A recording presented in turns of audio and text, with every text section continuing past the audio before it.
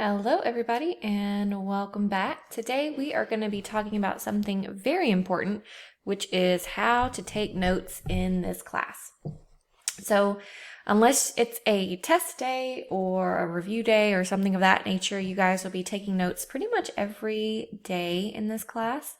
And today I'm going to tell you how to be successful with your note-taking skills and just give you some tips and pointers on how to do it.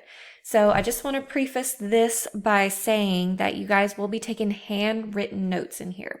So we're taking notes by hand, and we're also going to be doing Cornell style notes. So I'm going to kind of take you through today and tell you what that is all about. But I do just want to point out that I have a template for you guys on Canvas, and I'll show that to you at the end here.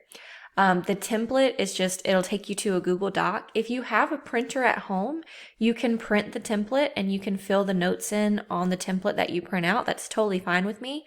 If you don't have a printer, not a big deal. You'll just copy the template into your college rule notebook that you have so that you can take your notes. So whether you print them out and fill them in by hand on the printer paper, or if you put them online notebook paper, it doesn't matter to me. I just wanted to let you know that I have that template available. And also, if you don't have a printer, you can pull the template up so you know what your page should look like as well. So it should be helpful, but I just wanted to point that out before we got started today. All right, so why is it important to take notes? We have to document information in a memorable way. Okay, so we've been through right now the pandemic. All of you at some point have been virtual, even if you haven't been in the virtual high school, because we were virtual during the pandemic. And for teachers, it was kind of difficult to pivot from, paper and pencil to digital learning, especially when it comes to note taking. And for you guys, it was difficult, and there's a reason for that. Okay, so challenges in note-taking can include if your teacher is talking too fast, it can be hard to write everything down, especially if they're not guided notes, if you have to put them all in one place. The good thing about you guys being at virtual high school is that, for your lessons, I'm going to post a video, and if I'm talking too fast, all you have to do is pause the video, and you can watch it as many times as you need to, and you can go as slow or as quickly as fits your pace, which is really amazing. So that's really not going to be an issue for you guys because you guys get to pause your videos. Also, some challenges with writing notes would be that if you try to copy every single thing that you see on a slide, you're going to get burnt out and you're going to get probably a cramp in your hand. So these notes are going to teach you how to take effective notes without having to write down every single thing you see. So I want you guys to understand as you take notes in this class, I'm not looking for you to copy everything on a page. What I'm looking for is that do you have the main concepts and do you understand the content? Okay, so as long as that is present in your notes, you don't have to write down every single thing that you see. So we're going to be taking Cornell style notes, and this is just a systematic way to take notes by hand or with a device.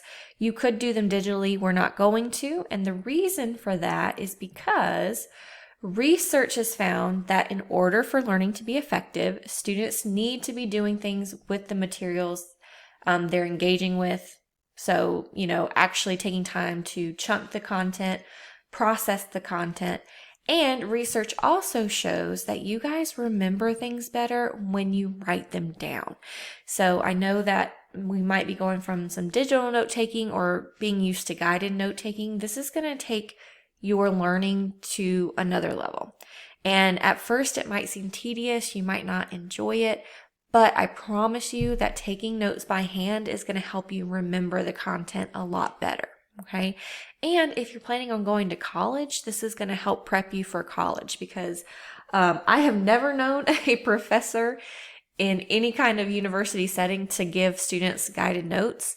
They really just come in, go through the content, and it's up to you to take the notes. So if you can figure out how to take good notes now, it's a skill that you can carry with you through college and even in the workplace setting, because when you get to work, you might have meetings and stuff where you have to take notes as well. Okay. So let's go ahead and move forward. And again, this is just a little bit of a tidbit of the advantages of writing notes versus taking them digitally. So again, the research just supports that writing down the information and forcing you to summarize it is going to help you remember it better. So, don't ask me, Mrs. Cohn, why do we have to write the notes by hand? Why can't we just do it digitally? The answer is because the research says that you guys will remember it better if you write it down. So don't get mad at me. Get bad at the science. Just kidding. Don't get mad at all because it's going to help you. So Cornell Notes is a popular method of note-taking. It was actually invented in the 1950s by Walter Pock, who was an education professor at Cornell University. That's why they're called Cornell Notes, because that's the university that they originated at. And again, it says that we can do it typed or handwritten, but we're all going to do it handwritten because that's going to help us.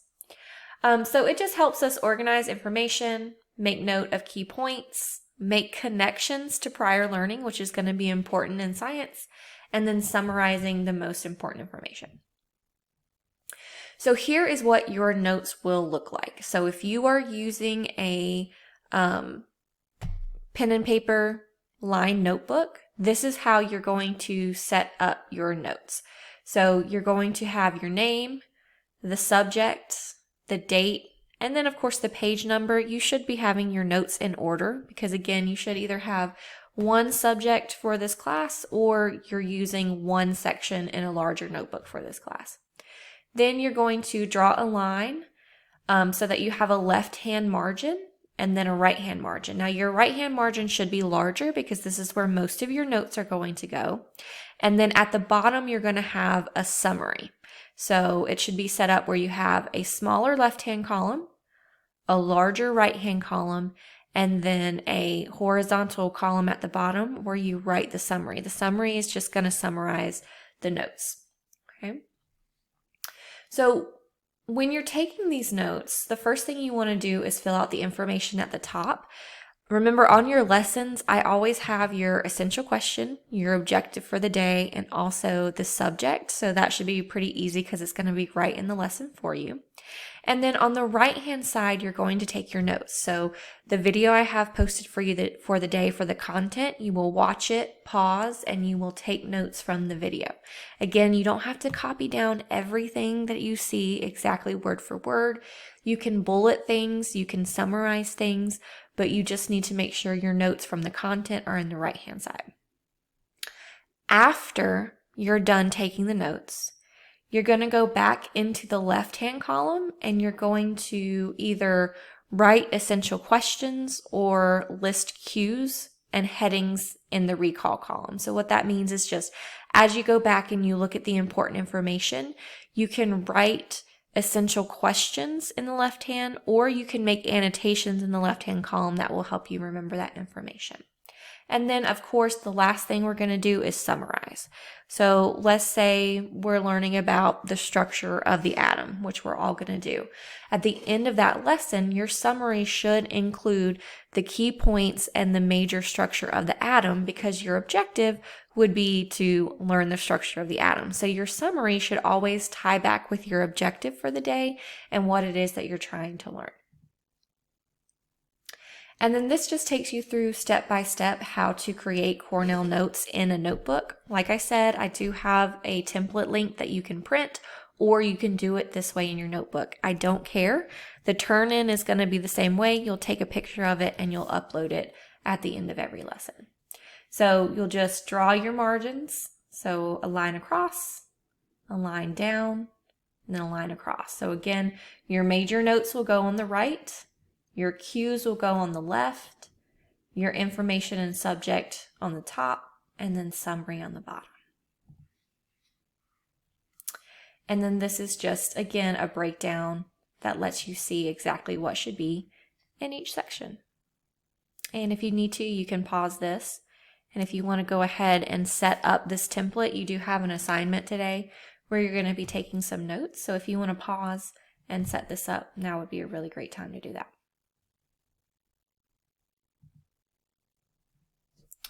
All right, so again, this says during class for you guys because class is asynchronous most days. This is while you're watching your lecture video. Okay, so in the right-hand side, you're going to highlight, underline, star, bullet and phrase abbreviations, and then also skip spaces between ideas. For you guys, it will probably be spaces between slides so that you don't want to have a continuous run of information. You want to be able to find and identify separate chunks of information easily. So just make sure it's organized and you're leaving some spaces for yourself. And again, don't copy everything word for word. Make sure you can bullet things where you're just getting the main concepts, and you can abbreviate things. Just make sure if you're abbreviating something, you understand what it means. If it makes sense to you, perfect. And then these are just what you write down in the notes section. So key information, what is significant, etc. If you wanted to pause this and read through it, you absolutely can. That is the beauty of virtual learning. And then, so after you go through and you take all your notes in the right-hand column, you'll go back at the end and do your cues and your summary. So cues are just basically like key vocabulary terms that you need to point out, important concepts, important questions. So like if you find the answer to the essential question, you can rewrite the essential question in the left-hand column. And remember, your essential question is always at the top of your lesson. So my recommendation for one of your 3 cues every day is to find where that question is answered and then just rewrite the question next to the content. So what I'm going to be looking for is at least 3 of them, and that gives you a good idea of what you're looking for every day and what your notes should look like. You can absolutely have more than 3 cues, but for me, at a minimum, you should have 3 every single day. So as long as you've got 3, you should be good and you should get your full credit for your notes. And then again, these are some examples and what can go in the cues column. They should be helpful for you to review for your test. Like you want to be able to look at it and say, okay, these are the key concepts. These are the main points from this lesson. And again, you absolutely can pause and read over this as needed. And this is just an example. So an example you can use of what your notes should look like. So again, your cues in the left-hand side, when should you use a comma between adjectives? And then in the right-hand side, the information that answers that question is there, right? So that might be an essential question for the day, and this is where the content answers that question. And then when you're studying, like if you need to remember that information because you have your cues in the left-hand column, it helps you easily find it and recall it. And then finally, at the end, you're going to summarize your notes. So 3 to 4 sentences, so it's typically a paragraph. You list your main ideas and your important concepts. It does not have to be word for word the content in the notes. It can be in your own words, okay? Because when you write it down and you have to re-synthesize it, it's going to help you remember it a lot better, okay? And again, your cues and your summary, that will happen after you watch your note or your lecture for the day and take your notes on the right-hand side. Okay. And this is your activity for the day. I have this in Canvas so you don't have to worry about this slide, but that is taking Cornell notes in a nutshell. So if you guys have any questions, today you're going to work through it and you're going to try to do some practice notes with an article. So you're going to go to the science website, find an article you like, and you're going to take Cornell notes reading the article, and I'll be able to take a look and give you some direction with how your note-taking skills are. And of course, you will improve in this over time. But just get used to the fact that this is going to be the process that we use throughout the semester. And just so we're on the same page, here is, right here it is. Here is the Cornell Notes template. This can help you set up your notes in your notebook. So if you don't have access to a printer, you can just use this to help you basically copy it into your notebook. And if you do have a printer, you are more than welcome to print this take your notes on this page, and then when you upload, you could just take a picture of this. But whether it's on here or in your notebook,